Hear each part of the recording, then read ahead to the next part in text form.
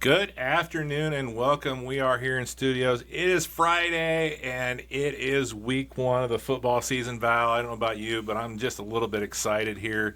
High school football is back tonight. How are you doing? Yeah, I don't know if, again, I think I said this the other night. I don't know if my view of high school football is normal, because I've been kind of in. I've written so much about football the last couple of weeks. It's like it doesn't seem like the games would ever come here. Right. But I imagine there are some people who are watching this are like, it's football season already? Right. I'm past that point, but I think there are some people who are kind of surprised that it's maybe football season. But it is kind of, at least from a calendar standpoint, it is actually kind of a late start for football. Yeah. It started on August 23rd. Yeah. Well, yeah, because when I first started 6 years ago, the first week of football season was actually the week before I started, and that was this last week was my anniversary. So this is the first week of football season. So it's definitely at least a week later than it was 6 years ago. Yeah. So.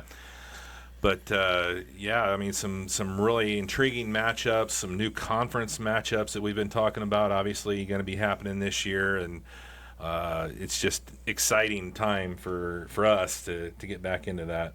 Right. The new conferences are going to, I think, really catch people's attention, and I think we're going to have, ideally, when new conferences form, you've got really good matchups right from the start. Mm-hmm. It's kind of when conferences break up or teams leave, and that's when usually the problem is that the football games have become too uncompetitive. Right. Well, now I think we've got competitive games here from the start, and this is going to be an interesting year.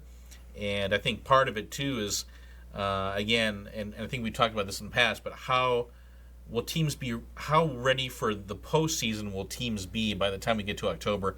I think we can have a really fun October and November. Yeah, possibly. Mm-hmm.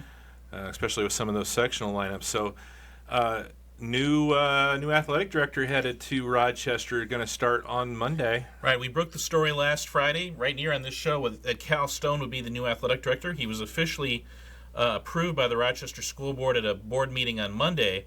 And what we found out, and he had a history of success at Fremont, which was his previous job. They made it to semi-state in both softball and baseball last spring. Not a whole lot of teams won regionals in both. Of course, not a whole lot of schools won sectionals in both, but I can think of one other school that won sectionals in both. Right. And that is Rochester. Yeah. So I think he's going to be right at home here. And I read a story by our friend Ken Fillmore at KPC News. He got to interview Cal earlier this week, and he explained to him why he left. And Cal Stone and his wife are parents of a 1-year-old. Mm-hmm. And they're expecting their second child in September. Mm-hmm. So coming closer to home was a big deal for Cal, and closer grandma. to the grandparents Yeah. was absolutely a huge deal for him. So he said, it's a big difference between being an hour and a half away from the grandparents and being half an hour away. So I think this is definitely going to be a really good fit for him. But he's got a lot of stuff going on too. Yeah. He will report to work on Monday, September 9th. Yeah. Yeah, I want to avoid that first game with Wabash, right? You're right. But and the Bell game. yeah, the Bell. Yeah, look at starting the week of the Bell game. Wait, so after the Bell game? September 9th. September 9th, after the Bell game. Okay, So, I thought it was this Monday. It's okay. After the Whitco game, in fact. Okay.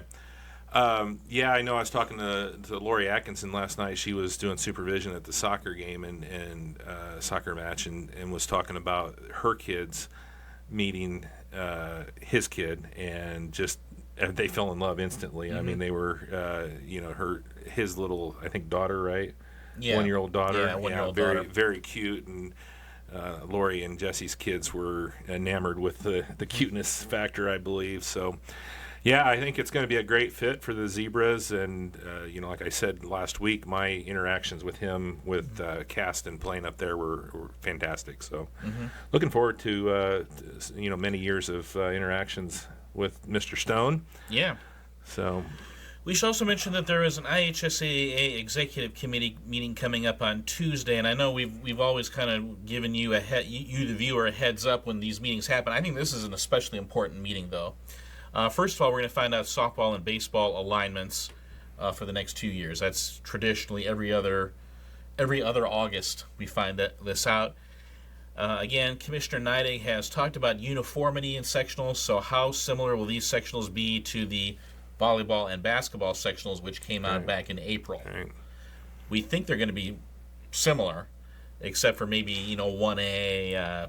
Trinity Greenlawn doesn't have softball, Okay. Yeah. for example. But one thing Commissioner Neidig talked about is one thing with the larger class 1A is, well, if you've got a 1A school that doesn't have a softball or volleyball, well, you can still have, instead of 8 in your sectional, you can still have 7. It's still a viable sectional. Right. So, so I imagine they'll be similar, but we'll see. And how that works. And then we should find out basketball sectional or basketball postseason sites, sectional, regional, semi-state. It was last August when they came out for last year. So they came out early last year. So I assume they'll be out early this year. I believe most athletic directors and coaches kind of know already. So I think that will become public on Tuesday. But of course, with new sectionals come new sectional sites. So we will see. We don't know for sure. And then the other thing I'm kind of curious about, and I don't know that this will be addressed at the executive committee meeting, but will there be a new girls wrestling tournament format? Or what is the girls wrestling tournament format? We know girls wrestling has been approved as an official sport. Right. We know it's going to be kind of similar to the way the IHSGW did it. But who will be hosting? Where will the state finals be? Will it be at a school, or will it be at a more centralized location in Indianapolis or in the Indy area? And what will be? We know that there won't be. We don't think there will be a sectional, a regional, and a semi-state, or just a sectional, a regional, and state.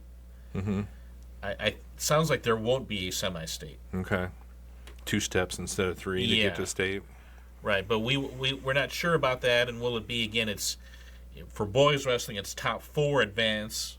If you finish in the top 4 in your weight class, you just keep advancing. We'll see if it's the same way for the girls. Yeah. But they haven't really explained what the format is, and there's no guarantee that they're going to do it at this August meeting. They might wait another month, but we think it's going to be. We're guessing it's going to be soon. Yeah. Well, and the timing of it is going to be interesting too. Are they going to, because it was quite a bit earlier than the boys' tournament last year. We believe it's going to be, again, early. The state finals will be around like January 10th, January 14th, somewhere in there. Second week in January is when the state finals will be. So that would, you'd almost have to start that before Christmas break? Yeah, starting right around, in fact, I believe maybe starting like the week between Christmas and New Year's. Wow. Okay. In late December. Yeah. So do your sectional round maybe the week in between? Yeah. Okay. Yeah. That'd be interesting. So, because I don't think I think maybe from just the supply and demand of officiating, I think they like to get the girls' state tournament over before the boys' state tournament starts, which I think has maybe been similar to the way they do it for basketball. Actually. Sure. One other thing I wanted to clarify. Last week we talked about girls' soccer sectionals, and I wanted to clarify. I wasn't quite. I didn't quite explain it completely. Trinity Greenlawn is ranked number 7. Bremen is ranked number 9. Westview is ranked number 11, and Bethany Christian is ranked number 18. All 4 of those schools are in the same sectional, believe it or not, in Class 1A.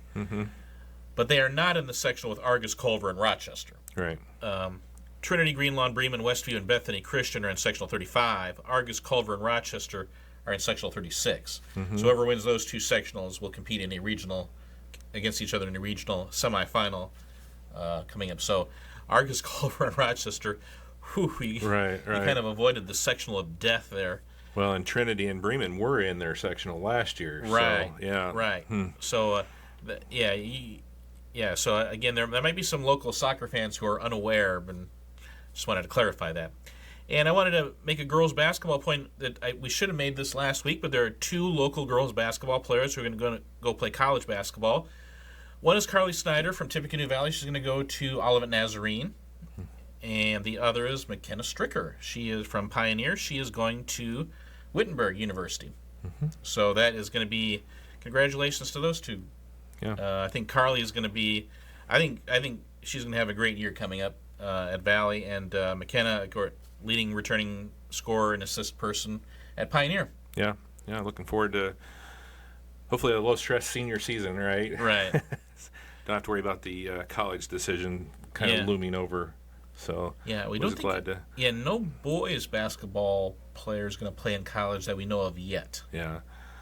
Yeah, it was just, from the dad standpoint, it was just really nice. I think she made the right decision because the interest from Wittenberg was extremely high. Mm-hmm.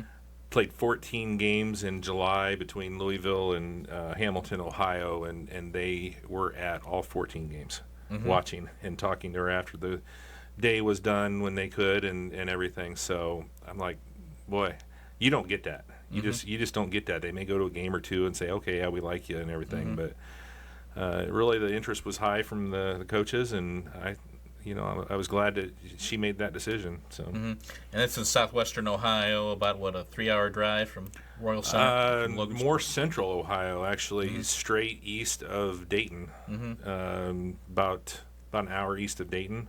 Okay. So right off of 70 in Springfield, Ohio. Yeah, about 3 hours though from Logansport. So, yep. Okay, so that's kind of our intro. That's what's going on, and yeah. Well, let's take a quick break here. We come back. We'll start in. We went from a little bit of stuff to talk about last week to we're going 110 miles an hour today. We got a lot of stuff on the docket.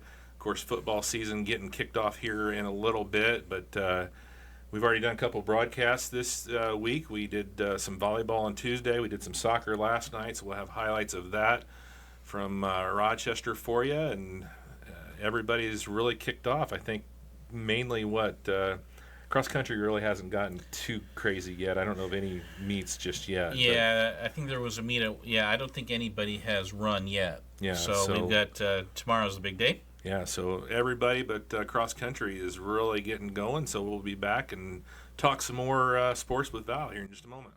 Now more than ever, your business needs fast and reliable internet.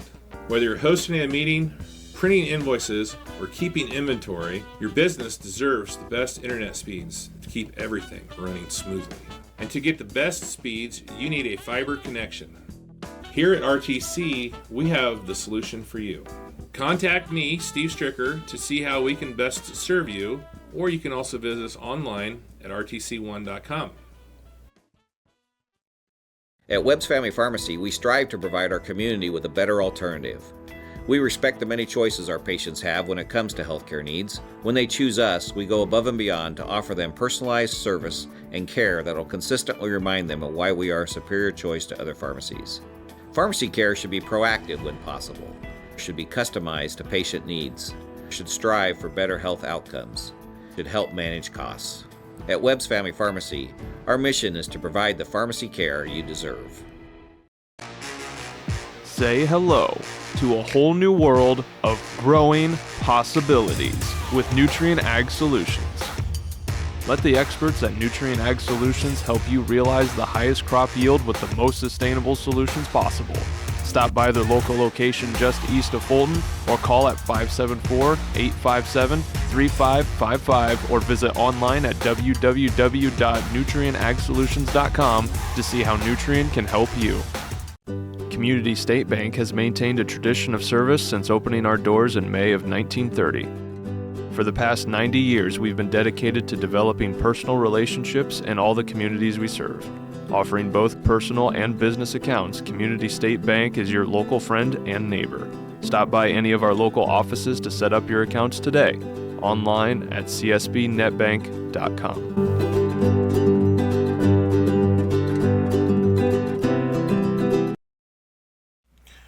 Welcome back here, talking sports with Val on a Friday night, week one of the football season coming up here shortly. Let's talk a little Rochester Zebras. Obviously, a new look for this team this year. Graduated some really good players from last year's team, leading rusher Alex Deming. Of course, Ferv graduated as well. I mean, so there's a lot of Brady Beck, Peyton Young. I mean, Gavin Young.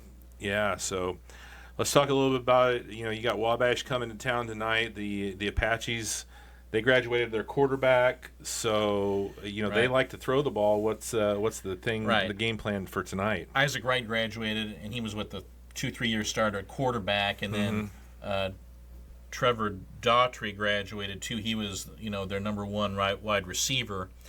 So I think we're gonna see Hayden McWhirter at quarterback tonight. He is a sophomore. We saw him on the baseball diamond last spring. He was first team all conference as a catcher as a freshman. Now he's a sophomore. He did get 59 carries last year, so I think they used him as a running back. But I think the plan was always that he was going to be the quarterback come this year as a sophomore. I really think the key to this game is going to be, can Wabash get big plays in the passing game? And I think this is something that we've talked a lot about in regards to Rochester. Can they stop opposing teams from getting big plays in the passing game? Yeah. The Zebras' 3 losses last year against Tippecanoe Valley, Peru, and Lafayette Central Catholic, they allowed big plays in the passing game. Yeah. In all 3 of those games, they allowed 10 touchdown passes combined in those 3 games. Yeah. So I think that's the key. I do not think Wabash can win this game with 3 yards and a cloud of dust. Yeah. I don't No. think they're going to. That's not the way. That's not their style. Yeah. That's not their style. They're going to. I don't. Coach Carmichael hasn't coached that way. I expect them to try to put the ball in the air and try to get big plays, and then hopefully if they can stretch the width of the field, then they can maybe run it up the field a little bit. There's another McWhirter who I don't know if he's a brother or a cousin. He will be one of the main running backs. I think Jarrett McWhirter, I believe, is his name. Mm-hmm. So they're going to maybe try and get him involved. But mainly I expect Wabash to try and stretch the width of the field. But how experienced are these receivers? What is the chemistry like between the new quarterback and his new receivers? Yeah. I can say this: Rochester is very optimistic about their secondary play in the scrimmage against Winnemac. Yeah. Well, you were there obviously watching that, but I thought that, surprising a little bit was, Drew Bowers on how he played on both sides of the ball. I thought, Yeah. I think Coach Schaefer was really pleased with how he's done since he hasn't played since, 4th grade? Yeah, 4th or 5th grade. Yeah. Yeah, and he has he has repeated multiple times. I am so glad he came out for the team this year. Right. Which is interesting because usually, and he talked about some of the instinctive things that he does on the field, which is, again, not something you talk about for a guy who hasn't played in 7 or 8 years. Right. He caught a touchdown pass against Winnemac on about a 60-yard deep ball. So I don't think, can he, if he can take the top off a defense, man, that's going to make opposing teams even more nervous because you're going to want your cornerbacks to be in run support for that wing T. And now you got to worry about, boy, this kid. If I can't let him go by because he might beat my safety if I get safety help behind me. So that you're going to have to cover Drew Bowers, and the more if you get the more respect you have to give him, Okay. that's just going to open up more running lanes. Yeah, and Brant Beck looked really, really good from in the backfield as well. He played a little fullback and looked good, but he also played a little wingback and looked good. I can't, again, think about 12 different guys carried the ball in the scrimmage, and I can't name somebody who didn't look good. I think Kai Murphy, we're going to see a little more Kai Murphy this year. And he looks good. You could tell he's spent a lot of time in the weight room. You can tell he's one of the leaders of this team as well. Cale Schatz he's not going to be fun to tackle either. And he's 5'7". You have him run behind Xavier Vance, who's 6'5". He can get lost back there. Right. I kind of fullback, belly type play. I think Trevor Wally is going to have a nice year. Trenton Meadows looked good on both sides of the ball. He had a really nice interception. That was a really nice read play from the safety's position, and I think he's going to have a good year at potentially at a wingback spot. Trevor Wally, I think, is going to contribute. Boy, Zach Parks, he looks really good. He looks like first of all, it looks like he's gained about 2 or 3 inches in height, and looks a lot stronger. Boy, he could be one of those guys who can be a kind of a big play threat as well. Yeah. We saw, and kind of how are they going to use him? Clarence Garrett and Maddox Jewell, they might figure in as well. Depth at that the wingback spot especially is going to be, I think, one of the things that Rochester has going for them. Yeah.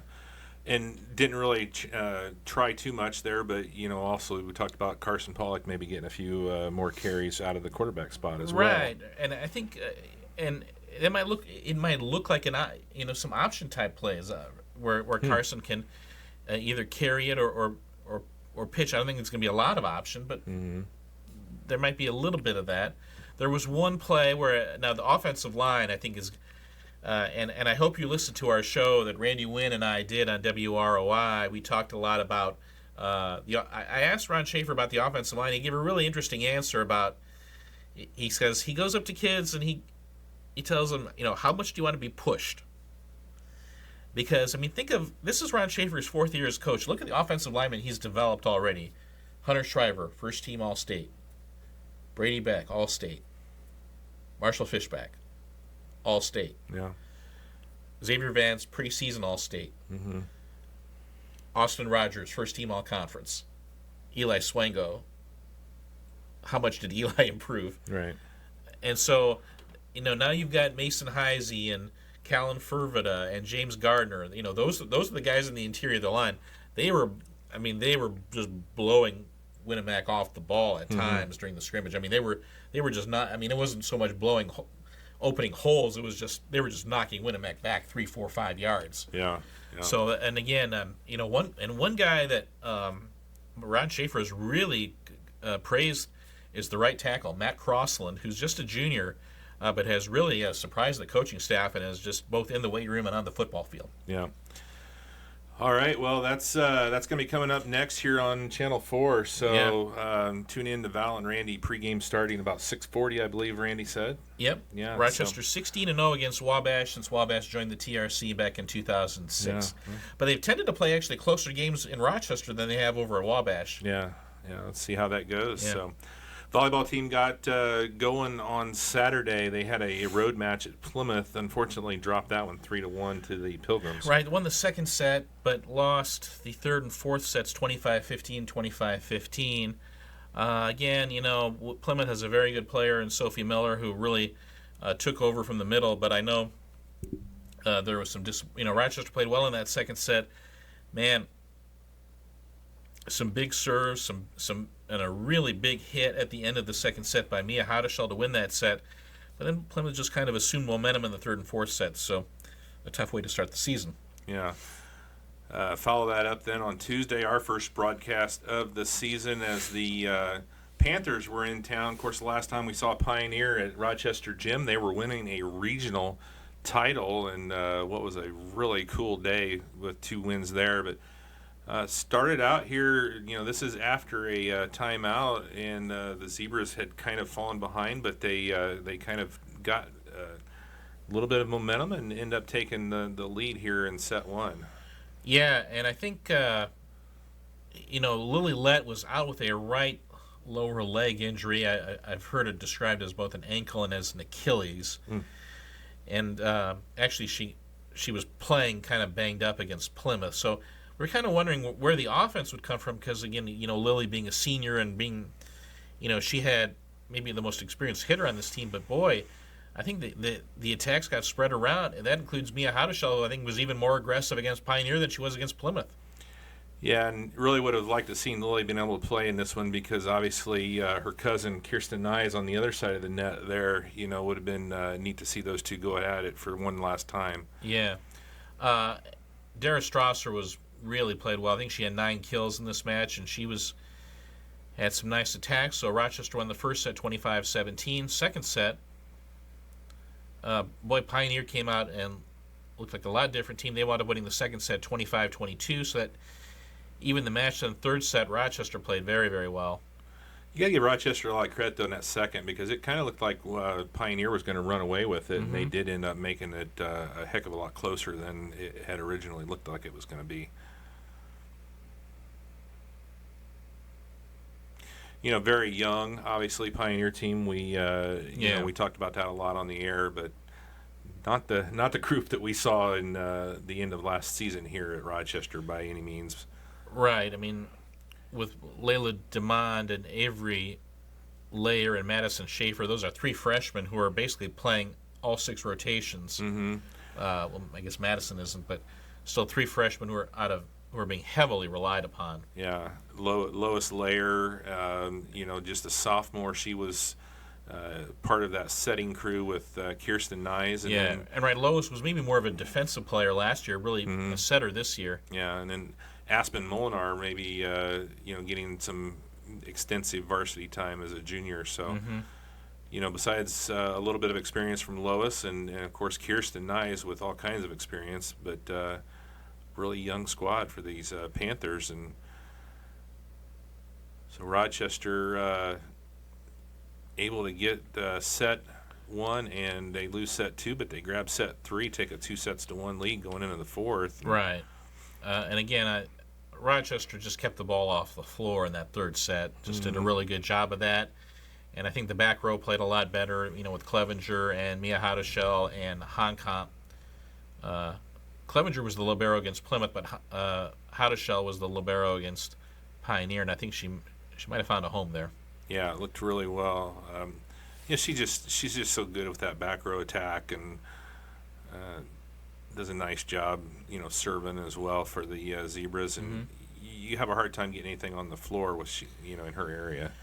Now, in the 4th set, Pioneer led 20-13, but then the momentum started to change here. It was 20. They got it down to 21-19. I made it 22-19, but Rochester kept coming. And they would eventually tie the set 23-all right here.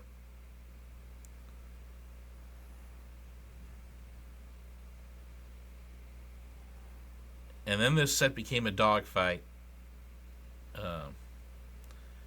Pioneer had a set point at 24-23. They had a set point at 25-24, and I think this would be. I'm trying to remember who was on the attack. Was this Montel,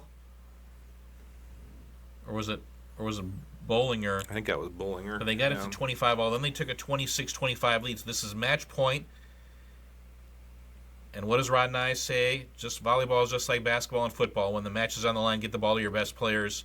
Look at that attack by Kirsten Nyes at match point against to get it to 26-all. Yeah. Then it was 27-26. They were going to have an error here by Braylon Hunter into the net. So Pioneer wins the set 28-26. We're going to a 5th. How many times do you see somebody when they've got match set, you kind of short arm it or you get a little tentative, and boy, Kirsten, she just wailed on it and was able to keep that going. And 10-10 here, obviously going to 15, even though it wouldn't be 15, it would be more than that here in this one. But right. I could watch these two teams play 10 sets. I mean, they almost did play 10 sets, but I mean, the very, very quality volleyball from both of these squads. Yeah. I mean, Mia Hadashell's numbers in this match were unbelievable. 38 digs and 30 serves received. That's like Joe Walker type stuff. Yeah. That was a big time tip by Dara Strasser on match point against to get it to 14-all. And this is, again, now Pioneers got match point again, and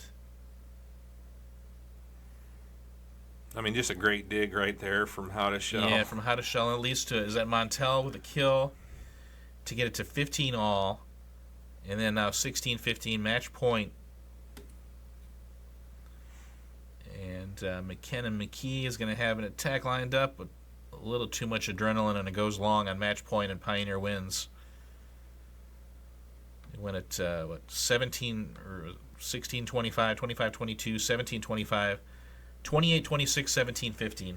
Yeah. I mean, you hate to see either one of those teams lose, but Pioneer was just able to get a couple of those points. But I think Coach Strasser was not there for that one, but I think that she's probably got to be really happy with the progress that this team has made, and I think it's gonna, obviously it's gonna be a tough, a tough go in the conference with some of the teams that you got there, but you gotta feel like you can compete. right.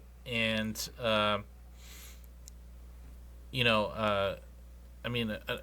Aubrey Wilson was, again, to point at any one player over any, but Aubrey Wilson, I think, with 26 assists, but she also had like 16 digs or something like that. I mean, she was big in terms of helping out kind of on the defensive side of things.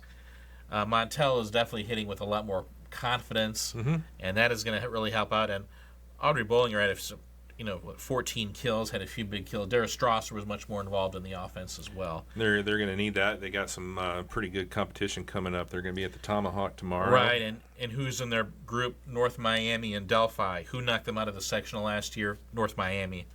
And we talked about Grace Sailors of North Miami. She can take over a match sometimes. She is a big-time athlete. So, Rochester, obviously, so they're very familiar with them. They scrimmaged them just about a couple weeks ago, or a week and a half ago. So we will see how they do. Delphi went like 8-24 last year, so you'd have to think that Rochester would be favored against them, and that Rochester North Miami match could decide who wins the pool, and then you get the deep water with schools like South Adams and I'm sure they're going to be there, and Northwestern is there every year, so we'll see how they do. Yep. And then, the schedule the rest of the week is really tough too. At Triton on Monday and at Culver Academy on Thursday. Yeah, and the Academy always has a good team, and they won their sectional 3 years in a row. Yeah. And did Triton win their sectional last year? Yeah, Triton. They lost some girls, but they still have quite a bit of height coming back, and they always seem to be able to really put together a good team. So it'll be a challenge on the road. Coach at Triton, was it Coach Plothow, or he does a really good job there. He was at Plymouth for a while. He does a very good job there. So it's tough to win at the Trojan Trench in volleyball. Yep. All right, let's take another quick break here. We'll come back. We'll talk some more Rochester Zebras. We got some soccer to talk about. We got a boys soccer match that we did last night, so we'll talk more about that here in just a moment. Stop on by to Inyards Hardware for all your home project needs. With a broad selection of garden supplies, tools, and paints featuring brands like Milwaukee, Diablo, and their newest paint line Valspar, you can be sure that Inyards will supply you with the most top-rated equipment. And if you need something for a quick job, check out Inyards Rental Selection to get you going. Stop on in at 1619 Main Street, Rochester, or call 574-223-4920 to see how Inyards' friendly staff can help you. At First Federal Savings Bank, you can bank on the go. With the First Federal Savings Bank mobile app, you can check account balances, transfer money, view account history, deposit your checks, and pay your bills. If you want your mobile banking done easy, download the First Federal Savings Bank mobile app today. The app is available for both Apple and Android phones and tablets. Just type in First Federal Savings Bank in the search bar and look for the white star with the green background.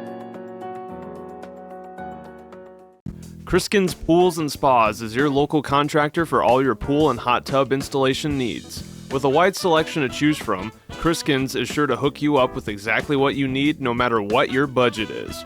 To learn more about our services, visit KriskinSPoolsAndSpas.com, call 574-857-3100, or stop on by at 7448 Liberty Avenue in Fulton to see how Kriskins can help you. Mike Anderson in Rochester is here to set you up with a new set of wheels. From coming on the lot to driving off in your new dream car, Mike Anderson strives to give you the smoothest dealership experience. Not only that, but Mike Anderson in Rochester is here to lend a hand with their service center to keep your ride running. Stop on in for a test drive or call today at 574-223-2711 to see how Mike Anderson in Rochester can steer you in the right direction.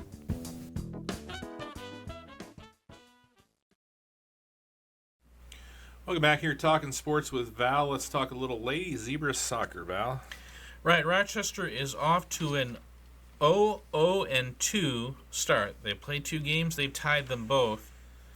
They tied North Miami 3-3 in their opener, and after scoring only 5 goals all of last year, they scored 3 in their first game this year. But was just heartbreaking as they couldn't hold on to a 3-0 lead and had to settle for a tie. Wanted to give a shout out to Izzy Hook. She definitely is. You can tell she's a really good athlete, and she is. She's going to give this team an added dimension offensively, And then they've got 2 senior defenders in Audrey Wagner and Skyla Mitchell, who I think are going to really do a really good job of keeping sophomore goalkeeper Micaiah Harding, keeping her not from being under siege, I guess you'd say. Kelsey Walker is another player who's, I think, going to factor in offensively and be a help. And then Bria Rensberger had a goal and an assist in that game as well. And I think, she's such a talented athlete. And I think she's, you can tell she's just getting better and better as well. Yeah. Then they went to North White and had a 0-0 tie there. Coach Chantal Rensberger said Rochester had 34 shots on goal in that game. Taylor Navarra, I should mention her. She had a goal against North Miami, and she had 9 shots on goal against North White. So Taylor is, again, she's a young player, just a sophomore, and really having a big impact, again, with her speed. Yeah. Unfortunately, the game against Bremen, scheduled for Thursday, was canceled due to an apparent lack of healthy players. Yeah. So that's really, hopefully everybody's doing okay, and that they'll be healthy soon. We don't know if it's necessarily injury related or illness related, but hopefully everybody's doing okay and we'll be back soon. Yeah, big week coming up for them next week. Right, at Wabash on Tuesday and at Trinity Greenlaw next Saturday. Trinity Greenlaw, as we mentioned, ranked number 7 in Class 1A.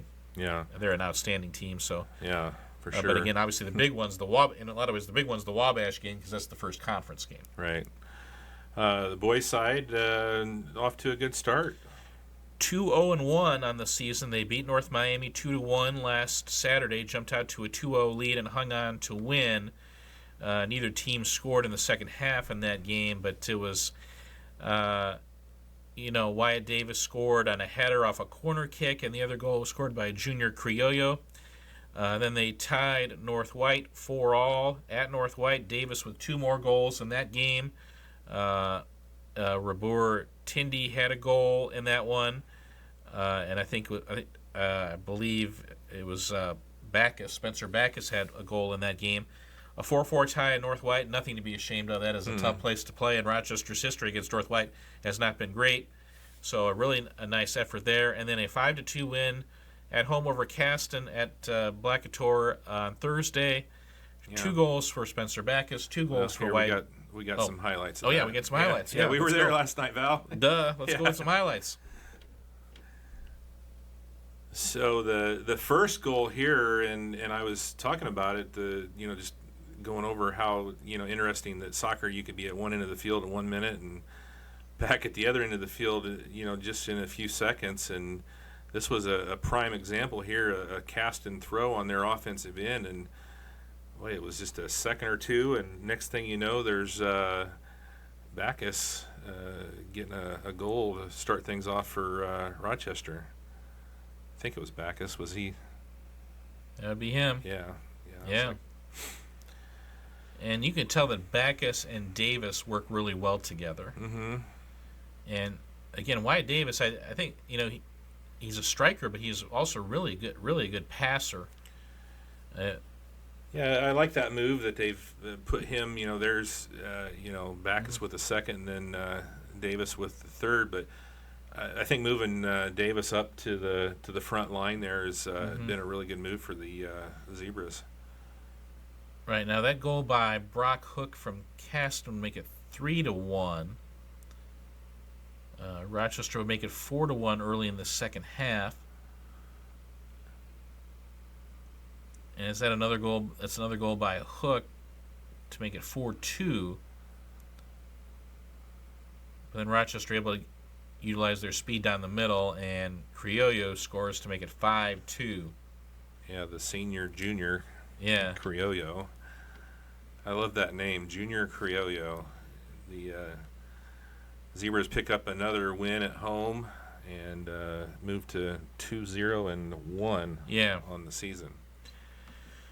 So, and again, Caston, I don't think Caston played badly. I thought, John Aguilar Mendez really kind of broke down the defense a little bit. Hook played well. Drew McGrew didn't score last time, but he's going to score a few goals this year. I don't think there's any doubt about that. But again, Rochester, they've got some good, Coach Beck has talked about Jonas Kaiser made a couple of kind of young, not rookie mistakes because he's a junior, but kind of young player mistakes. But with Bailey and Grant Bailey and Braden Furnival, or I think Camden Furnival. Braden plays more up front. Camden Furnival, the younger brother, and Braden Harrington. I think they've got some good kind of experienced defenders as well back there. Dakota Burden has been ill. He played a little bit last night, and Coach Beck thinks we're going to see more of him as the season progresses also. Yeah. And they got a busy schedule coming up too. A couple of really good teams on the docket coming up, with LaVille coming in on Tuesday, and right, they're 2-0, and then they're going to Trinity as well, plus Lakeland Christian. So home with LaVille Tuesday, at Lakeland Christian Thursday, and then at Trinity Greenlawn next Saturday. That'll be the back half of a girls-boys doubleheader. Yeah, we talk a lot about the Trinity Greenlawn girls soccer team. Their boys soccer team is very good as well. Yeah, no, maybe not quite as high in the rankings, but they've got some solid players and they're well coached. So that'll be a worth the trip to South Bend I'm sure for many of you. We talked about cross country. They're just going to be getting underway really starting this weekend. Right. You asked me if Grant Bailey is running on the boys cross country team in Rochester. He is not. He's not. Okay. So they have 4 boys on the boys team. Reese Johnson, the most experienced guy. Yeah. Leandro Javier, probably the second most experienced, but only 4, so they're not going to have a complete team. Yeah. Girls, they've got 5. 2 of the 5 have never run competitively before. Obviously, the main 3 are Allison Calloway, Brooklyn Chandler, and Cadence Bradley. They're going to compete for individual honors at a lot of meets this year. And if you've probably seen them running around town if you live in Rochester. They've put in a lot of time and miles. Yeah, the Callaway girls have been running around Rochester for a lot of years. Yeah. So we'll see how they do. And then they run at the Jacob Graff Invite at Logansport Saturday, then a 2-week break, and then they run it again at Caston on Saturday, September 7th. So we will see how they do. Yeah. Tennis, boys off to a good start on tennis courts. Right, off to a 1-1 start. They beat Tippecanoe Valley 4-1 on Tuesday. They swept all 3 singles matches, with Tanner Reinertz winning at number 1, Brady Morgan winning at number 2, and Jack Reffett winning at number 3. They also won the 2 doubles match with Ashton Musselman and Carter Meredith. They lost the 1 doubles match in a tight 3-setter. That would be Harrison Dunwoody and Wade Bowers. And that was just a very good match from the Valley team. That was Ian Cooksey and Thad Shambaugh. So that was a really good match. Those 2 teams, those 4 players could play against each other 10 times and maybe go 5-5. It was a really close match. But Tanner Reinertz, I'm thinking, have we ever had an athlete be athlete of the year in 2 different sports? And I believe we have. I believe that Haley Kripe was she in basketball and softball, or was she in? I don't know. Was she in volleyball and softball? I think she was. Yeah. I don't think we've ever had a boy athlete do it, but Tanner Reiner certainly is somebody who's going to, I think, vie for that honor. Yeah. So he's already been the baseball player of the year, and tennis, he looked great. And then he won again against Triton on Thursday night, but Rochester wound up losing 3-2. Heartbreaking ending as Brady Morgan lost 7-6 in the 3rd set, and number 2 singles to win it for Triton. Yeah. Rochester's other point came from Tanner Reinertz won at 1 singles. The other point came from 1 doubles. So Dunwoody and Bowers bounced back and had a really nice match against Triton to get a point, but Morgan lost. Jack Reffett also lost in 3 sets at 3 singles, and then the 2 doubles team of Meredith and Musselman lost. I think it was 7-5, 7-6. So straight sets, but 2 very close competitive sets. Yeah. So boy, just that had to have been just ouch. Yeah. That had to have hurt. What's coming up for them? Rochester will travel to the John Glenn Invite on Saturday. Rochester is the defending John Glenn Invite champion, so we'll try to win that one again. And then a home match with Twin Lakes coming up on Monday. That's a new addition to the schedule. That'll be coming up at 5 o'clock on Monday. They'll be at home. They were supposed to play LaVille on Tuesday. That's been canceled. And in fact, we don't think LaVille has a team. Yeah, I heard that. And we're not even sure LaVille intends on having a team into the future because they've already canceled their match for next year. So I think I said next year that every school in the INSC will have a boys tennis program. I think that's the sports writer jinx there. Yeah. Because LaVille's not going to have a team. And then Rochester will travel to Mechanicawa on Wednesday for their first conference match. Yeah. And it's always been a tough place to play over the years, but we'll see how Rochester does. And again, that's I believe also that's a sectional opponent as well. Yeah. Girls golf just boy, They're what ridiculous. a great start. They're ridiculous. What a great start. I mean, fourth place out of 15 at the Western Invite. But keep in mind that 2 of the 3 teams that finished ahead of them were both from Westfield. Their varsity won it, and their JV finished third. That's how good Westfield is. Right. And the team that finished second, Penn. Yeah. So slightly larger than Yeah. Rochester. Yeah. And then Rochester's top 4 players all shot in the 80s.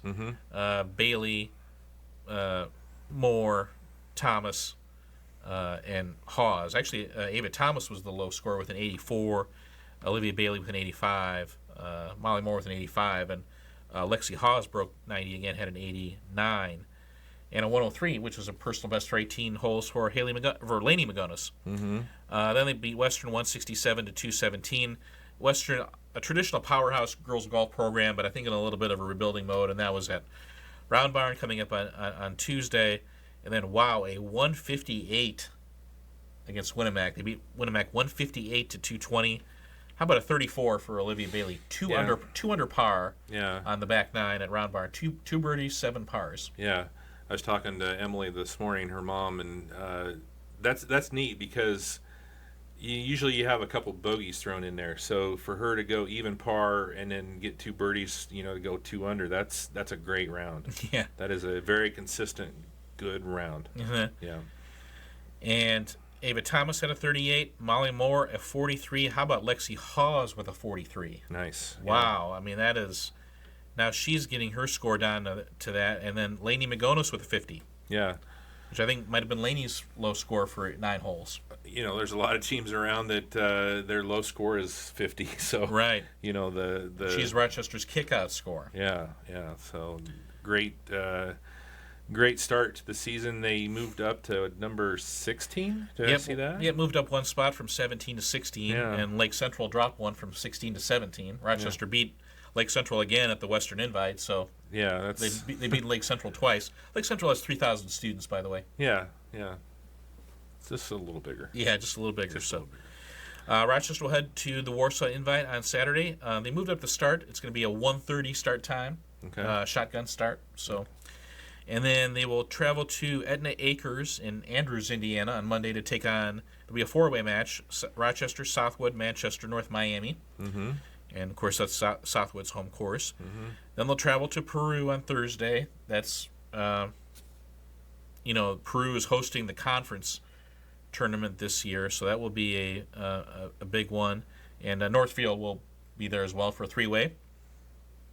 And then next Saturday, Rochester will host their home invite. So we'll see. That usually draws a really good field as well. Yeah. All right, that it then? Yeah.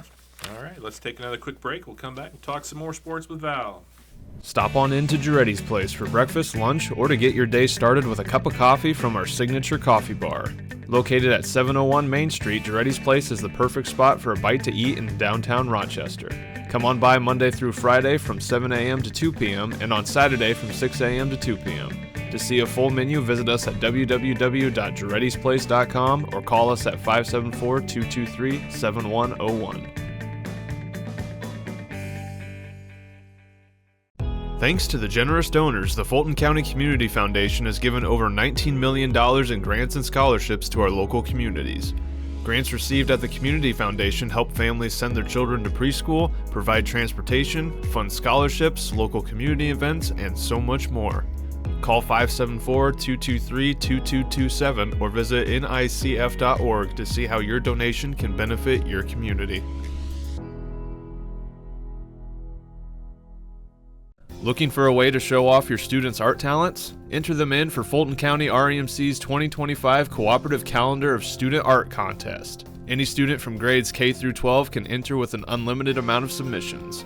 Artwork can be submitted by parents, teachers, youth leaders, or other groups as a class project. Students do not have to be consumers of a rural electric cooperative. To learn more, visit www.fcremc.coop/youth or call at 574-223-3156. Rochester Iron and Metal Incorporated is a full-service metal recycling and processing center. We pay cash for your scrap metal and work hard to make sure that every bit is recycled properly. Rochester Iron and Metal has been serving North Central Indiana for over 50 years, and we have dedicated ourselves to providing our customers with the best service, the best product, and the best prices anywhere. Stop on by at any of our 14 locations or visit us online at www.rochesteriron.com or call us at 574-223-4300 to learn more. Welcome back here, talking sports with Val. Let's talk some Tippecanoe Valley football here, Val. Obviously, Valley back in a conference after a year of independent play, and it's only a 6-teamer, so they're going to have a lot of non-conference games. They're going to start off with Wawasee at home. Three straight non-conference home games to start the season. Yeah, and they have a lot of their, I think, 4 of the 5 conference games are on the road. Right. Yeah, so they're going to get to make some hay at home with non-conference games, starting with Valley or Wawasee at Valley tonight. Right, and the big news for Valley is that Jamison Phillips will be the starting quarterback tonight. He and Hunter Stage were in a little position battle at camp, and Jamison Phillips has won that battle. Coach Steve Moriarty was going to wait until after the scrimmage before he made up his mind. He wanted to see how each did in the scrimmage. Jamison Phillips has won that battle, so the junior will be under center tonight, making his first career start. He's really he's got good speed. I'll be curious to see how many design runs will be called for him. Last year, Cody Eastgate was the quarterback, and there weren't really many runs called for him. I'm curious to see if there'll be, or if Jamison Phillips will just do a lot of scrambling. I think we talked last week about kids like Brandon Stiles and Wyatt Hart did get a chance to did get some playing time last year in the second half of those blowout games that they had quite a few of them last year. So those guys we're gonna see them more on display this year. And Wes Parker and Owen Omandi, I'm really excited to see what he can do. Owen Omandi has a chance to be a special athlete at Valley, and but I'm very curious to see if they can generate the same number of big plays that Nate Parker and Wade Jones did. And that's hard. It's hard to see that happening. Yeah, they don't. Maybe they don't have to generate as many big plays, but some. Yeah. Heard a lot about Owen Omandi from Grandpa Roy, so it's really exciting. And he's just a sophomore, right? And he's just a sophomore. Yeah. So since the start of the 2021 season, and I use that date because that's when these teams have played every year since 2021. That's when the Valley added Wawasee to the schedule. Since the start of the 2021 season, the Valley is 28-4. Wawasee is 4-27. I'm not sure I can have to say a whole lot more. Sports Michiana, they've been doing those little 2-minute videos on YouTube, and they did a video from Wawasee, which I watched because I was trying to get a little bit of info. And what I basically discovered is that Coach Thacker is the new coach there. He had been at Fairfield. Now he's at Wawasee. It's really more about culture at this point than a lot of X's and O's, culture and fundamentals. Yeah. Because, again, when you won only 4 games in 3 years, I think you're just trying to build some confidence into the program. Yeah. So. And, boy, traveling to I think Valley's won something like 17 consecutive regular season home games. Where you're trying to build some confidence in the program. Yeah, now you go to Valley for your first game as coach. Yeah, what a way to start it off. Right, for but him. I guess they'll certainly get them prepared for NLC play. Yeah. Volleyball-wise, the Vikings had a rough one to start against Wawasee, but they came back with a big win against Plymouth. Yeah, that's a really good because, Wawasee, all 3 of those sets were really tight. I think Valley scored like 22 points in each of those sets, but just couldn't pull one out. And then against Plymouth, they lose the first set and then come back and win in 4. So really nice. Michaela Costello with 19 kills. I mean, she was just a beast in that match. And again, we've talked about the connection that those seniors have, Avery Wagner and Michaela especially. And now you've got, Haley Durkis. She's getting more playing time. And, we obviously, Haley started her career at Rochester, now at Valley. But if they can, Durkis and I'd like to see. I haven't seen them play in person yet, but I'd like to see, if Durkis and Wagner are out on the court at the same time. Are they going with a two-setter system? I definitely don't. I've definitely not known John Hutton as a two-setter coach, but I'm sure he can. I'm sure he's familiar with it, and I'm sure it can be something really potentially potent. Because I think Avery Wagner is just a great athlete. I think if you ask her to take a few swings in a match, I think she'd be more than comfortable doing it. Yeah. I'm sure he can adjust. Yeah. I don't think he's going to be like, oh, I'm not a two-setter coach. I'm never going to do that. Right. Yeah. Exactly. Yeah. Exactly. So we'll see how they do next week. But again, in the INSC for volleyball, double round robin. That's going to be interesting. Yeah. Girls soccer, Culver or Valley off to an 0-2 start, a rough start. They faced a very good Culver team with two really good young freshmen and lost 9-0 on Monday, and then lost 4-0 to Wabash last night. This is year 2 for Tricia and Craig Setterholm. The Setterholms running as kind of co-coaches, running the Valley girls program. Obviously, Tricia, a longtime coach at Rochester before coming to Valley.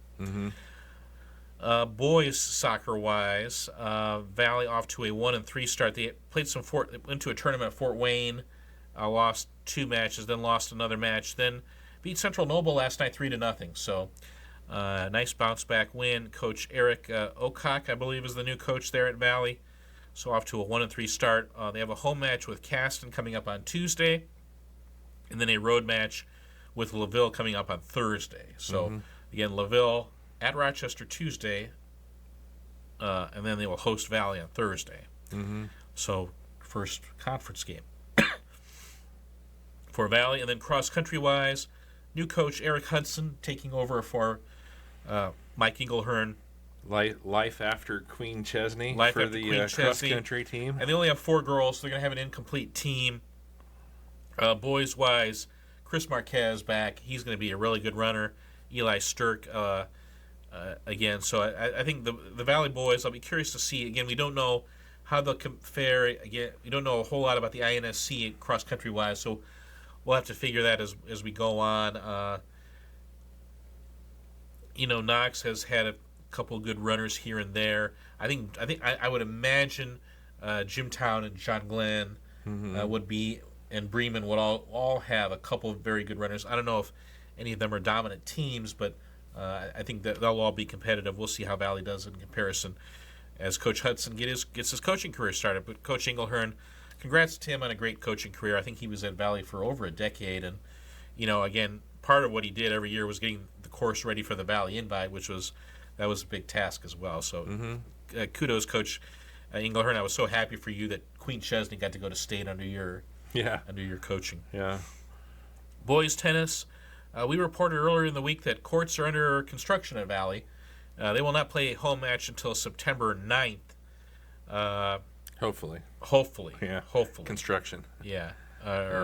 So they were off to an 0-3 start after that loss to Rochester. We mentioned that loss with Ian Cooksey and Thad Shambaugh winning. Tristan Reagan has moved up from 2 singles to 1 singles. And then the 2 Malott brothers are playing 2 and 3 singles. William at 2 singles, Noah at 3 singles. We mentioned Cooksey and Shambaugh at 1 doubles, and then Valley with kind of a new 2 doubles team. Valley lost to Marion and lost to Wawasee to start the year, and then lost to Rochester, dropped to 0-3. We don't know how they did against North Judson last night. We'll put that on the blog as soon as we find out. Okay. And then girls golf-wise, I just wanted to give a shout-out to Savannah Miller and the year she's having. I think she shot a 38 for 9 holes. She is going to be certainly in that mix when they get to the INSC tournament time. She's going to be for conference medalist. I think she's going to be in the mix. She's having a great year. Okay. They have the 2 Overbys on the team, Jenna Prater. So again, Leslie Broyette, she's going to be patient with this team. Again, just a very young team, but the numbers are good. Lucy Hayden is somebody who also figures on the varsity. I think Valley's got something like 8 or 9 girls out for golf, so that's a good sign. Yeah. Because remember, Coach Broyette didn't come coach last year until like very, very late July, so she didn't really have time to do a lot of recruiting. I think she's done that this year, and kids are going to want to play for her. She's great. Yeah. All right, another quick break here. We'll be back, talk some more sports with Val in just a moment. When it comes to legal needs, you want to make sure that you have the best team in your corner. Here at Perkins & Adley LLP, we strive to provide you with the highest quality legal and professional service. Whatever your needs are, from estate planning and trust to appeals and guardianships, Perkins and Adley has the knowledge and experience to serve you now and in the future. See a full list of services online at perkinsadley.com.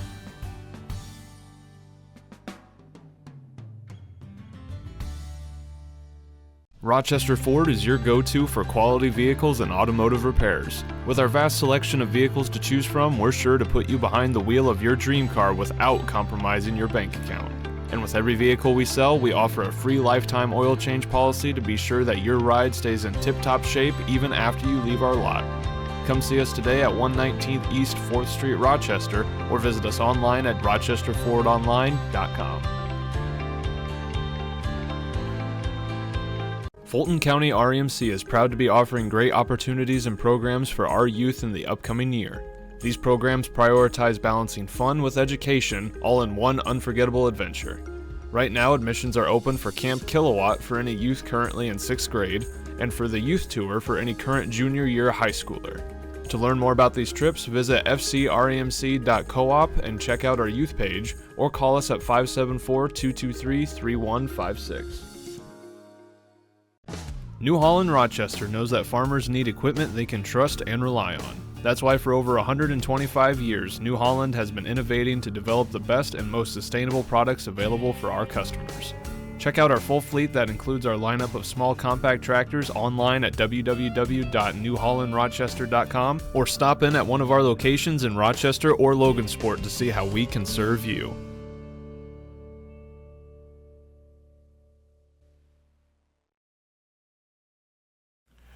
Welcome back here, talking sports with Val. Let's talk some Caston Comets.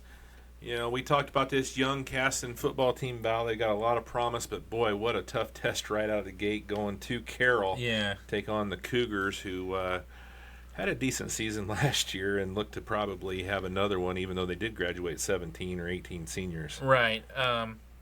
Carroll's the three-time defending sectional champion, and they beat Caston 49-6 in last year's sectional.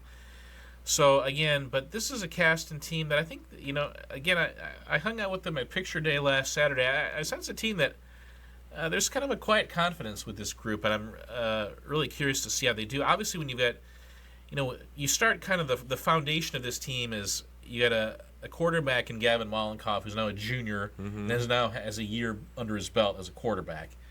And then you've got two running backs in Jabez Yarber and Landon Rigney. I mean, you know, who are both really capable running backs, and both are, you know, Jabez might have a little more, he might be a little more of the fullback type, and Landon might be a little more of the tailback type, but Jabez has good speed, and Landon, is going to have a good year as well. And then the question is that Coach Chris Ulrich has talked about going to even more of a little single wing look, so how many guys, does that mean like multiple guys are going to be throwing the ball in this offense? He said that he called Gavin Mollenkoff a quarterback, not the quarterback. So, and he did talk about wanting to get the ball into lots of different people's hands. We're going to see an offensive line with some veterans, or maybe when I say offensive line, maybe linemen both ways. When you talk about Noah Hurd and Lane Halterman, I mean they're the senior leaders. And then how does a kid like Brody Brewer fit in now that he has a year under his belt? But he's only a sophomore, but he's a good big kid. And then you got a freshman coming in Parker Zimpelman, who looks like he's going to play both lines of scrimmage. We don't see that very often in high school football. A freshman on offensive and defensive line. Yeah, even in 1A, it's pretty rare. That's pretty rare. Yeah. So, and again, so this will be a big time test at Carroll, but I think this is what you want if you're Caston and you've got 36 kids out for football, and you're trying to. I'll be interested to see how they do, and it's more about holding up physically at the line of scrimmage.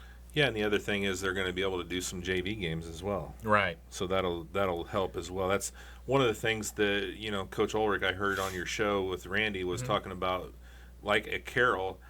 They graduated a ton of kids, but these kids that are coming up do have a lot of experience because they have been able to play JV. Right. So that's important. You got to get those reps. Yeah. So absolutely. Yeah. Volleyball team, obviously, a very, very young team as well, but they did pick up a big win against Carroll the other night. Yeah, a rough trip to the Cass County tournament at the Berry Bowl when they lose to Pioneer in 2, and they were in that second set it was about 17 all, and then Pioneer gets about 8 points, just runs off about 8 points in a row. And that's what happens to young teams when sometimes they lose momentum and they have a hard time getting it back. Right. So they lost to Pioneer, then they lose to Lewis Cass in 2 in the consolation match. Then a really good win over Carroll where Natalie Warner just went haywire. I mean, she was just incredible in that match. And, and Ashlyn Bailey is really coming along. I mean, Ashlyn's a senior, but she gives them some height also in the middle. And then, Shaylee Yeda, when she's going to give them some height as well eventually. Lexi Summers getting more comfortable at that libero spot. And then, Grace Colvin is a freshman that I really like a lot. She's very good athlete, and it's a matter of getting the experience. So they beat Carroll. And then last night, Thursday night, a tough loss at Culver, losing in 3 sets to a very, very experienced Culver team. Yeah. The first set was close, 25-20, then 25-13 and 25-10 the last 2 sets. But tough to win at John R. Nelson against an experienced group like that. Yeah, we'll talk about them here in a little bit, but Culver probably the most experienced team in the conference right now. Yeah. Yeah.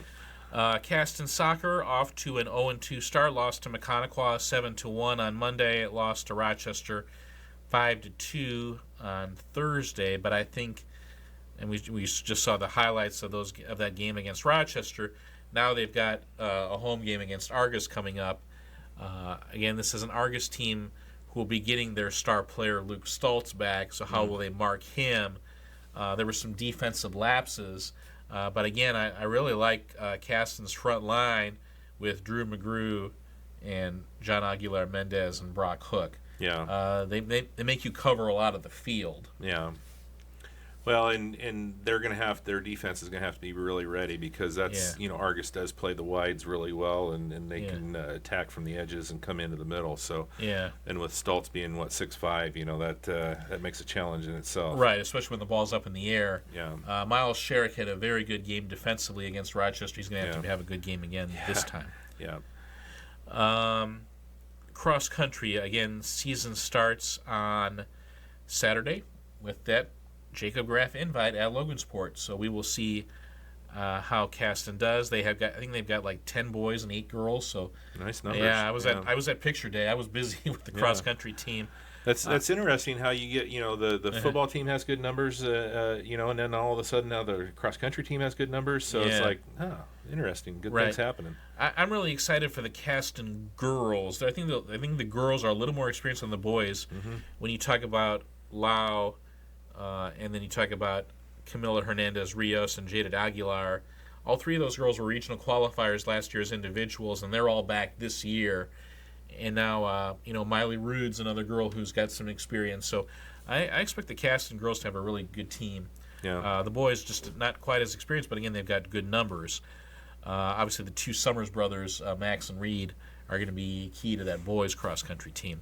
And then girls golf, boy, really exciting for Coach Phelps. 8 girls came out for golf at Caston. They only had 3 girls last year. They got 8 this year. Wow. And so they're going to have a complete team and maybe even able to play some JV, but we'll see how they do. Obviously, Shaylee Strasser is probably the most experienced player, but they've got some other new, I think Kylie Reidenbach was their number 1 scorer in their first match. Yeah. Let's talk a little Argus Dragons, the girls soccer. 4-1 loss to Trinity, but we talk about the Trinity team a lot. That's a really good squad. The tie to Plymouth maybe last night. Sometimes Plymouth is hard to gauge early on as far as what their overall skill level is. I will say this: Argus led that Plymouth game 2-0. Mm-hmm. About 20 minutes in, so maybe the tie doesn't sit too great. Yeah. But Trinity Greenlawn is an outstanding team. Then, of course, they were the team that knocked Argus out of last year's sectional. So a tough start for Ty Adley sectional-wise or schedule-wise as he starts his coaching career. Yeah, yeah. Boys with a rough loss at Plymouth earlier this week. Yeah. 7-2. You kind of would hope that they would, even if they do lose, you'd hope they would maybe be a little bit closer there for Coach Vanderweel's return. Yeah, and I think the communication on defense is something that's going to have to get better. They got kind of split apart too much, and they couldn't contain the Plymouth dribbler. The dribbler would just get around them and then be able to make that diagonal pass to the flank, and all of a sudden, poor Angelo McMillan, a freshman keeper, he's one-on-one against a really good, trying to stop a good Plymouth shooter. Again, I don't think, talking with Coach Vanderweel, he thought actually Angelo McMillan did pretty well. Again, this is a freshman making his first start in goal, but just got put in some tough spots. Gave up a rebound goal, but that was the first save was a really exceptional save. Fortunately, the Plymouth guy was right there and tapped it in. But they were playing shorthanded too, obviously, without Luke Stoltz. And they're right. He was out due to a suspension, and then Ben Zom suffers what they believe to be a concussion in the first half. They'll get Stoltz back for the Caston game at Caston on Saturday morning. The only problem is we don't know about Ben Zom. Concussions don't go away. We don't easily, so he might be out for a while. Just kind of one of those typical plays where he goes up for a ball, and the opponent goes up for the ball, and they kind of collide or hit heads. So that's tough. They're going to miss Ben because he's just a key to that midfield. Ethan Petz looked great, though, with a goal and an assist. We're going to see Boyd Paul. We're going to see him more in the midfield this year. Obviously, he was tremendous as a goalkeeper last year, but he's going to play more in the midfield this year. Johan Petz is going to play a big role. We saw Elias Riccozzi come off the bench.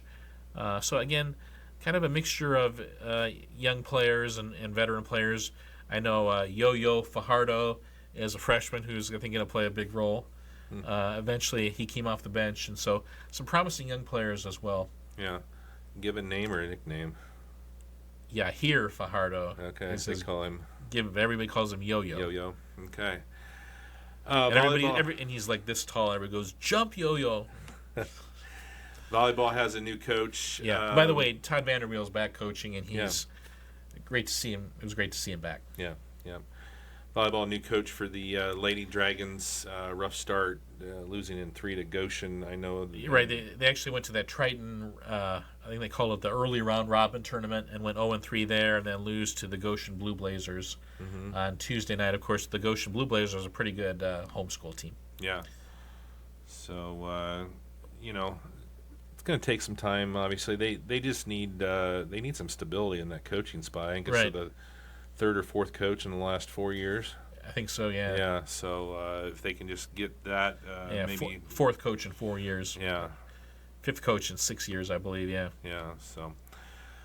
All right, let's take another quick break here. We'll come back and wrap things up. We'll talk a little Culver Cavaliers when we get back here on Talking Sports with Val. Spray foam is not only going to seal up the structure, but it's doing that insulation at the same time. So with a seamless application with the spray foam, you get all of that. You get your air barrier, you get your insulation, and obviously with one of the products, you get a vapor barrier as well. Hi, I'm Ashley Samsel with the Insulation Guys. And I'm Kyle Hoover. Let us be your solution to modern energy efficiency.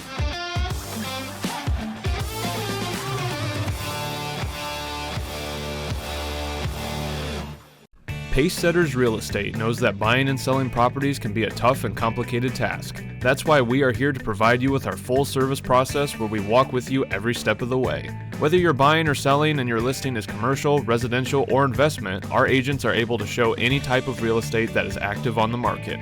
Visit us online at www.pacesettersre.net or call now at 574-223-5000.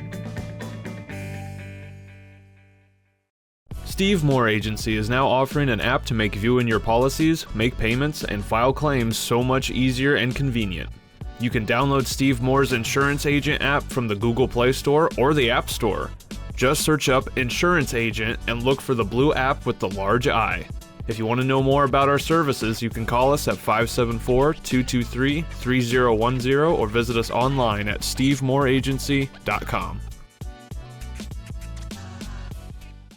Harley-Davidson of Kokomo is your destination for everything Harley. We carry a complete line of motorcycles, including the new 2024 models. We also offer a full parts department and a service department specializing in customizing, high performance, and routine maintenance. And our motor clothes department carries the latest in genuine Harley-Davidson casual and riding apparel to keep you styling no matter where the road takes you. Call us today at 765-864-9999 or visit us online at hdkokomo.com. Welcome back here, Talking Sports with Val. Let's talk a little Culver Cavaliers, Val, the alma mater, looking for their first regular season football victory in 2 seasons. And they've got a team I don't believe that they've ever played coming in Attica that currently owns the longest losing streak of, I think, 28 games. They lost 28 in a row. Yeah, so maybe a good opportunity here. Attica has a new coach as well, so it's a young Culver squad, but maybe they can pick up a win here against the Attica Ramblers? Red Ramblers. Red yep. Ramblers, all right. Yeah. So, again, and by the way, that's a 7:30 start tonight at Culver. Yeah, And it's a little bit of a haul from Attica to Culver. Yeah. Talked with Coach Austin Faust at the WROI studios the other day. Definitely liked what he saw from Tony Summers. He's going to play a big role in that offensive backfield. Can Culver generate a rushing attack that will then set up the pass? Again, because Culver graduated Jack Rogers last year. Jack did so much for this offense. Actually, did a whole lot for the defense as well. Yeah. But he did so much for that offense, all the big plays he made. I'll be curious to see if Summers can kind of pick up on that. Obviously, Ethan Binion's going to get a few carries himself. And then can Culver, if they can get the running game going, then that can give some time for Jonas McEwen to throw some passes, be it to his brother Caleb or to Braylon Jackson or to any other receivers they have. Yeah. We'll have that game coming up for you here on RTC4.com, so check that one out there as the Cavaliers take on the Red Ramblers from Attica. We talked about the volleyball team, Val. Obviously, a ton of experience for Coach Andrea Barrett's squad this year, and they're off to a really good start, 2-0 in the conference as well, so really good for the Lady Cavs. Right. They're actually off to a 4-1 start. They went 2-1 at that South Central tournament, and I think the only team that beat them was Mishawaka, who's A, they're a 4A school, and B, they're really good every year. Yeah. And then 2 conference wins. They lost that first set at Oregon Davis, but came back and won in 4. And then they beat Caston in 3 last night. Bryn Barrett with 15 kills. I mean, as much as good as Bryn is, I think she's taken it to another level this year. But again, the players around her, Meredith Gordon is playing really well, and so I just think this team is they're no fluke. They're going to be right in the middle of that Hoosier North race. Yeah. I can't wait to see Culver play Pioneer. I think that's going to be a very interesting match when those two teams meet. Yeah. Because Culver is just so much more experienced than Pioneer, but Pioneer's they've got the superstar in Kirsten Nyes. I'd watch Kirsten Nyes and Bryn Barrett play 1-on-1 or something. Right. Pick another teammate and go play beach sand volleyball or something. Yeah, that would be a good one. It's going to be interesting. They're going to be right there at the top, but boy, they're going to have to earn it. It's not going to be easy if they want to win the conference. Right, and North Miami is going to have something to say about the conference as well. So Triton's going to have something to say about this as well. So off to a great start. I mean, this is how they needed to go. Now they go to that John Glenn tournament on Saturday. Though I think the tournament they moved it to Knox this year. I think John Glenn's gym might be not available, so I think it's going to be at Knox. So we'll see how Culver does there. Okay. Girls soccer, we talked about it a little bit last night. You graduate your all-time leading goal scorer in Giselle Villegas, but what a group of freshmen they have coming in. They are off to a fantastic start. Yeah, they beat Tippecanoe Valley 9-0, and they beat Peru 6-1, and Peru's goal came in the final minute when it was already 6-0. So Ava McCune and Alexis Gasanova, so the 2 freshmen that you need to know about. Ava scored a hat trick in both games. It took her 18 minutes into her first game to get a hat trick. That's not bad. Yeah, that's a pretty good start to your career. Yeah. And Gasanovas can score as well, and then Eliana Andrzejewski. I mean, she's you talk about her as kind of one of the old hands on the team. She's just a sophomore, Yeah. and she's scored in each of the first 2 games as well. Congratulations to Coach A.J. Nisi. Got his 50th career win against Valley. Now he's got 51 career wins. Yeah. Yeah. Boys soccer. The big game at North Miami on Saturday. Yeah, conference game. Boys soccer, cross country, and girls golf really haven't got kicked off for the Cavaliers as of yet. Right. So yeah, nothing really to report at this time. But Mike Yeah. Bushman, the new coach, so for boys soccer, so we'll see how he does. But Yeah. again, they're also at North Miami on Saturday. That'll be a good challenge. Yeah. Start off conference play right away. Pioneer football at county rival Lewis Cass to start things off.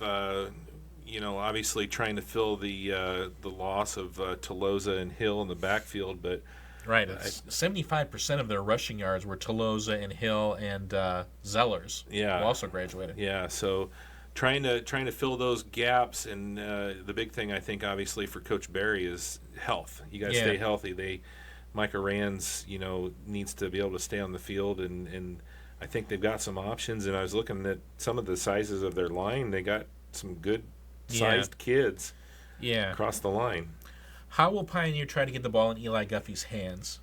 I think he's going to be big, and then Noah Van Meter at that fullback spot. As Coach Barry said, he does what we need from our fullback to do, which is to hit the hole hard. Yeah. So I think Van Meter and Guffey are probably going to get a lot of carries as well as Rands, and we will see how that goes. I'll be also curious to see, will Pioneer pass the ball much? Micah Rands is a talented athlete, but I don't know if Pioneer has a ton of receivers. They might try to get Guffey into the pass pattern as well. Yeah. But again, Lewis Cass, they've got that Trevor Rao. He had over 900 yards rushing. He's going to be big to what they do. Yeah. But because especially because they got a new quarterback. But again, Pioneer's got a lot of success in this rivalry against Lewis Cass. Yeah. Volleyball, we talked about the win at Rochester. They went 1-1 and lost to the Logansport Berries in the championship of the Cass County Invite. They got some big tournaments coming up here tomorrow as well. Franklin Central Invite coming up on Saturday, and then their conference openers coming up with the Argus Lady Dragons coming to town. Yeah. Yeah, I don't know when the last time Pioneer and Argus played in volleyball. It's not a normal schedule, but obviously being a conference matchup, they have to do that. Cross country gets underway there at the Graph as well, I would assume, tomorrow. Yep, they're headed there as well. And, of course, Leighton Dott, one of the top runners in the northern half of the state. I don't think that's not an exaggeration. He's going to be a big part of this team. And then a lot of younger girls see how they do. Obviously, they're going to miss Violet Montgomery and what she provided to that team. Yeah. Mia McKay continues to lead the way for the Lady Panther golfers. Yeah. Again, she's by far the most experienced player on the team. A heartbreaking loss to North Judson last night, 207 to 207. But North Judson won on fifth player tiebreak. But Mia shot a 40. She was the medalist. I think she's been the medalist in all of their 9-hole matches so far this year. Yeah. I know she's really working on her golf game all summer long, for sure. Let's talk a little Winamac Warriors here before we wrap things up. They have a big one right out of the gate taking on county rival West Central. That's is that the Tomahawk Trophy that they play for? I believe that so, one? yeah. Winamac won in Francisville last year 22-14. Remember, I believe they were 0-5 going into that game. So they beat West Central last year. They're 13-1 in their last 14 meetings against West Central. Yeah. So if you're the Trojans, I imagine you're sick and tired of getting beat. Yeah. You've gotten beat. Your older brother got beat. Your older brother's older brother got beat by Winamac. So you probably want to beat him. But again, West Central had 59 yards rushing in that game against Winamac last year. All 59 yards graduated. So Winamac shut him down, but West Central, their veteran running backs have not graduated. So, again, Coach Hall at West Central, he's an option coach, but who does he have to run the option this year? Connor Marlatt was a big key to their team at quarterback because he can both run it and run the team. He graduated, so West Central was kind of a big question mark. But curious to see how they do against a Winamac team that has really had their number over the years. Winamac, of course, they're really young too, with Xavier Adriano at quarterback and Aaron Harden at center. We've heard of freshman quarterbacks before. We've heard of freshman centers before. But a freshman quarterback taking snaps from a freshman center, that's a new one to me. I'm really curious to see. And in a lot of ways, I think just protecting the ball is going to be key. Protect the ball and put the ball in Addison Allen's hands and have him win you the football game. Well, and I was actually, when you talk about that, they were actually doing some shotgun snaps in the scrimmage versus Rochester. Yeah. So not only do you have a freshman, but then you're actually taking shotgun type snaps as well. So that's curious. So Yeah. see how they do tonight against West Central. That one will be on our website with their huddle system. So if you want to check that one out, rtc4.com. Right, and the key is those veteran linemen, they got to get a bigger on defense. They got to get a bigger push up front, play assignment football, get into the gaps, and hopefully shut down that West Central option attack. I don't think my guess is West Central won't throw it that much. Volleyball about 500 to start the season off, a little under, but they go 1-2 in their home tournament to start the year, then a really nice win over Lewis Cass in 5 sets, and then against Rensselaer last night, they get off to a really nice start. They're right in it, and then Rensselaer kind of pulls away and wins the first set 25-20, and then just kind of the air went out of the tires, so to speak, and Rensselaer winds up winning 25-20. 25-20, 25-10. So again, I'm seeing some improvement for Winamac.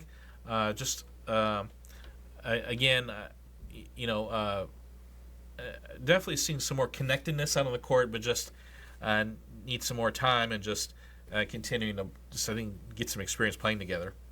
But really curious to see them in person, obviously with Coach Cass and with Maggie Smith now on the coaching staff. What about anything else there with Winamac cross country? Oh yeah, cross country. We should mention them. They've got again a pretty experienced girls cross country team. They've got 7 girls.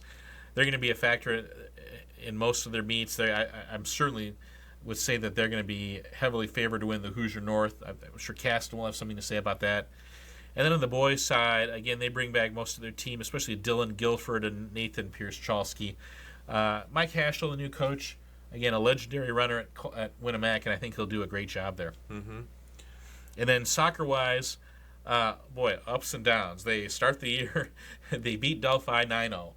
Then they lose to John Glenn 12-0. Then they beat Oregon Davis 8-0. So I'm not sure what to make of this team. Carlos Badallo, the new coach, we'll see how they do as the season goes on. Yeah. Girls golf, I know young squad there. Have they had? 220. Sierra Hashel is by far the most experienced player. Shot a 46 at Round Barn last night, so she looks like she's going to be a player who's going to be, in like the all-conference consideration for Coach Shell. But again, the rest of the team pretty inexperienced. Yeah. So a couple minutes here as we wrap things up. Any final thoughts for today, Val? Yeah. Looking forward to, in terms of football, I think a lot of people are talking about that Knox North Judson game. I think that's going to set a really interesting tone to the season for both teams. And I'm really curious to see what attendance is going to be like. The weather's been beautiful all week, and it sounds like it's going to be pretty nice again tonight. So again, I'm curious to see if the attendance in Week 1 sets, because I can't remember whether there ever been so many rivalry games in Week 1. Right. When you talk about Knox and Judson, West Central and Winamac, and those types. Pioneer and Lewis Cass. So yeah. I'll be curious to see if the rivalries bring out good crowds. So I really sense a lot of anticipation for football season, especially with the new conferences. I think there's a lot of curiosity, and I think people want to see schools kind of compete against schools of similar size. Yeah. My guess is it's going to be hard to find a seat at Liberty Field by the end of the night. I bet that, Knox always travels well, and it's going to be, like you said, beautiful weather. And I'm really interested to see what it looks like at Barnhart. Is there going to be a good crowd there tonight as well? I would hope that, the folks show up there. And when you do show up there, if you are watching this and getting ready to go over to the game, you can get free Wi-Fi. So we've, we did free Wi-Fi over at the fairgrounds for the fair, and we've also got that over at Blackadder, and now we have our Wi-Fi network up and running over at Barnhart. So thanks to RTC and all the folks that put that together. So neat stuff there. So. And the Bell game is in 7 days. Yeah, I can't forget that coming up. So, well, that's gonna do it here. We'll wrap things up for Friday football next on Channel 4, RTC TV 4, and RTC4.com. Wabash and Rochester coming up next. Thanks for tuning in, everybody.